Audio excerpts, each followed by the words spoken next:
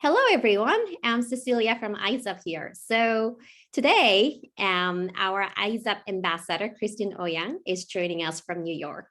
Thank you, Christine, for joining us today. Thank you, Cecilia, for having me. Could you introduce yourself to the ISSIP community? Yes, hi, everyone. My name is Christine Ouyang. I work for IBM. I'm in the IBM Systems CTO office. I'm a distinguished engineer, which is a very prestigious title working in IBM. And I'm in charge of developing strategy for the technology for IBM systems. Amazing.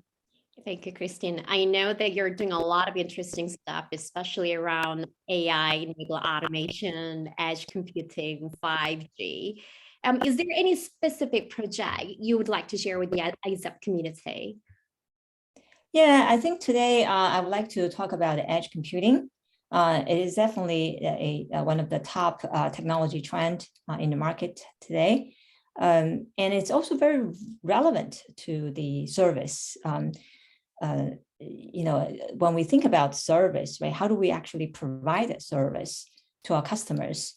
Nowadays, you hear from our clients, they have more and more demands from not necessarily at the core of an enterprise.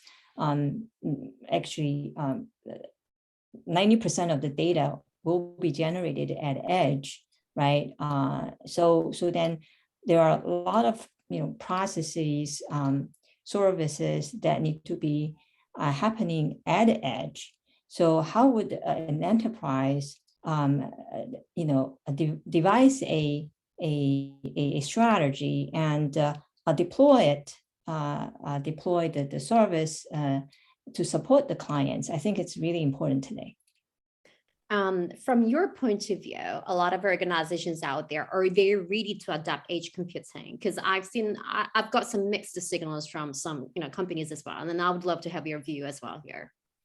Yeah. So and of course, it's a new technology, it's an emerging technology. It always takes time for the companies to adopt this new technology. Sometimes it's more of an internal thing that you really, as a company, you have to transform, and you want to become the leader of the industry, right? And sometimes the force comes from outside.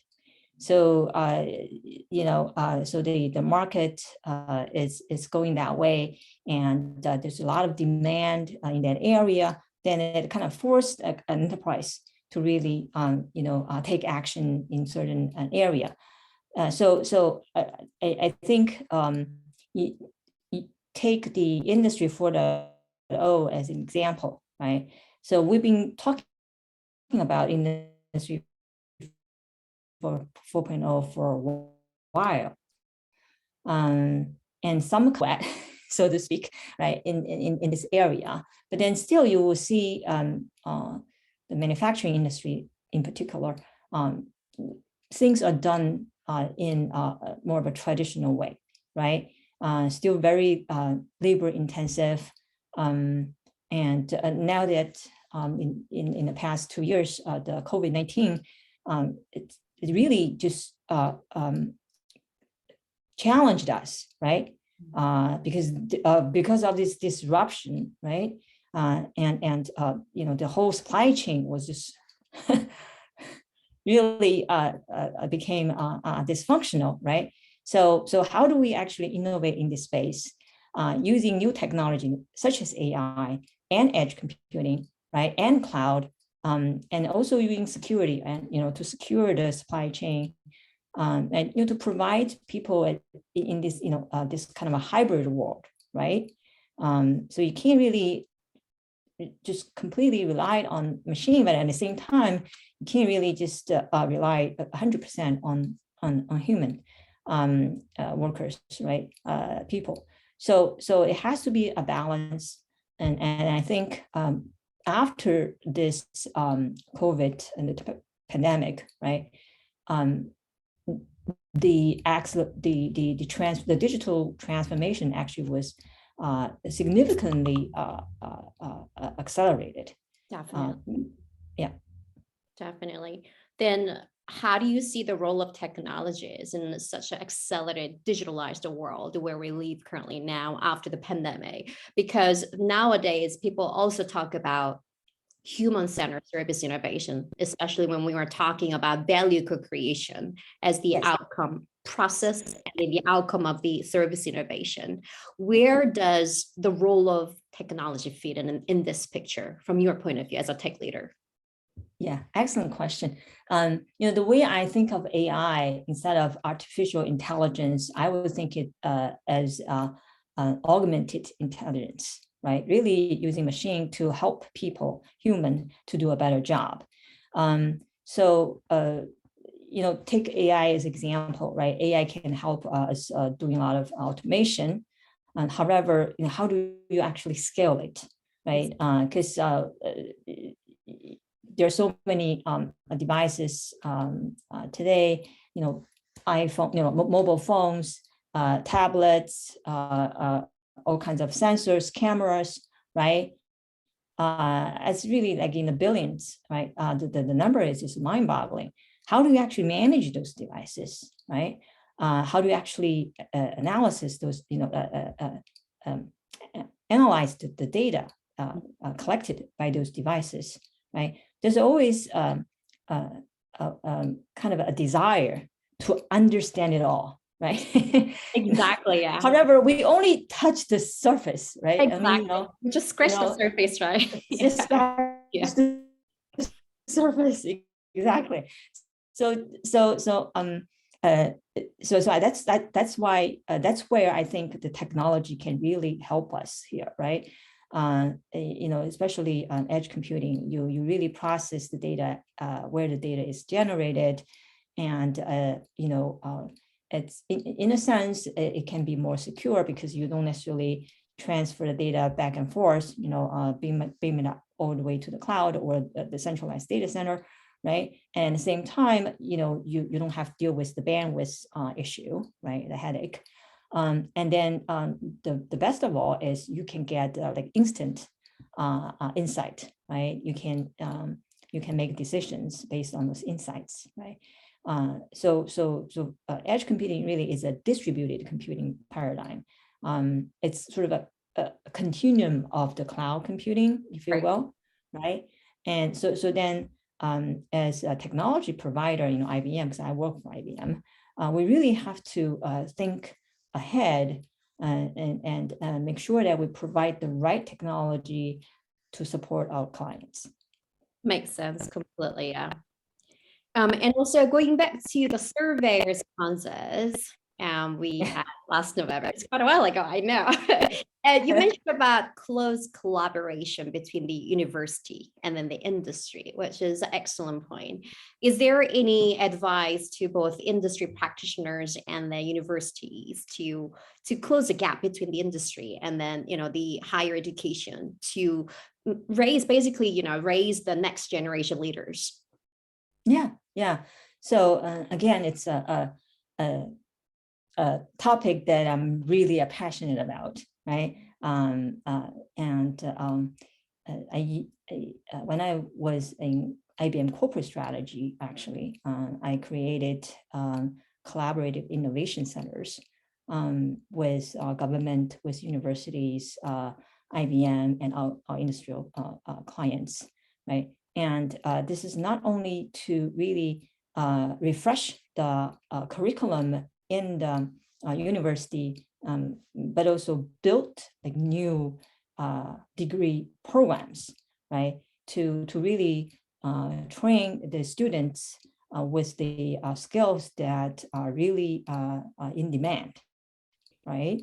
Mm-hmm. And then at the same time, we can, because university, it's a nice neutral ground, right? So everybody can meet together. We can do the open collaboration, innovation. At the same time, you can see, because I'm a master inventor at IBM. I have 140 some patterns, right? But patterns are patterns. How do you actually turn a pattern into, really the value, right? How do you actually commercialize it, make it into a product or service offering to really help people, right? Help the society. So that you have that kind of a collaboration going on with government oftentimes providing funding, startup companies and industry, clients and students, right? So you got everything there, right? So it's an ecosystem, right? And then how do you co-create value out of this, right? All these talents, right? So that's really important. And the third is, if you look around, you will see pockets of knowledge or skills, right? Oftentimes centered around university, right? And so you can use that as an engine, innovation engine, right? And to drive the economic development, right? The local economic development, right? So universities, they have startups, the spin off, they have startups. So I think we need to harvest all this talents and power, right? To really turn innovation into the energy to propel the society to move forward. Definitely. Yeah, I love that. Yeah. And as a female, I think that I'm sure, like there must be a lot of like female students who are exploring, opportunities to grow as a tech leader in tech field. And then as a female, it's not easy. I mean, as a female, I'm not a tech person, but I'm a designer working in tech. And then sometimes I see that, it's a challenging to be in tech field as a minority, Do you have any advice for female students who are exploring career in tech field? Oh, great. Another topic I'm very interested and very passionate about. Women in technology, right, and STEM. It is a very different world today. I think decades ago, you will see a lot of staying-home moms, right? But now more and more people actually, women especially, wanted to have a professional career, right? And if you look at the statistics, there are actually more female students in the university in general compared to the male students, right? And oftentimes the females get higher degrees, like absolutely, graduates. I don't want to be biased, but it's true, graduate the master's degrees or even PhD degree, right? So because I have a PhD degree as well, so you will see that, and then. Again, a lot of women started business of their own.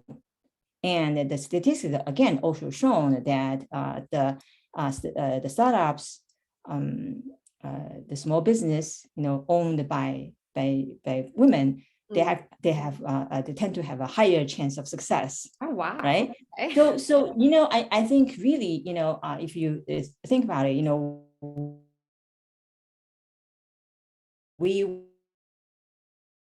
we work, and then we also do a lot of promote.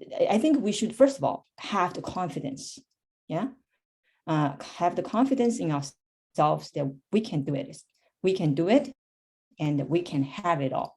It's not because I have to pursue a career, I have to give up the family side, or I need, I would like to raise the family. But then, of course, when you do it, you may have to do it sort of in phases, right? So in this time, if let's say you're expecting a child, maybe you put the work more on the back burner, right? So you take a few months off, really dedicate this time, precious time to you and the family and the baby, right?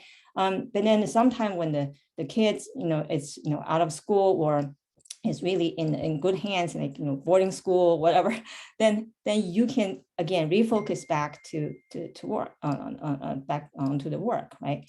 So I think you really, first of all, have this confidence, and also second, have the strategy, how to make it work, yeah. And then third is really do it. Yeah, I mean, like And I'm have fun. good as well. Like, I mean, full-time job, because I just submitted my PhD, and then full-time job and PhD were very, very stressful, to be honest. So up to Yes, now, yes, but now, like I'm trying to focus on my personal life. And the another question, you know what, like I want to have my own family, and then you want to keep your career, right? And right. it's just like, I don't know. I mean, I think it's definitely possible, as you've said, confidence, Mhm. yeah, and the strategy, which is Right. really good advice, I think. Yeah. Awesome. Before we close this call, do you have any final thoughts or comments to the ISSIP community you would like to share with? Yeah, I'm super excited to become the ambassador of ISSIP. I've been working with many folks like Jim Sporer and others, in ISSIP, and really, uh, see the value of this professional association, right? Because when we all come together, when we are all united, when we share our thoughts, you see this energy, positive energy, right? And then although we are all from different companies, different universities, different places, geographically too, right? And with different backgrounds, male, female, right?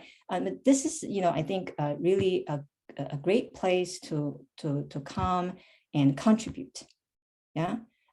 So I would encourage everyone to get involved in all sorts of activities, conference or webinars, and contribute to the ISSIP.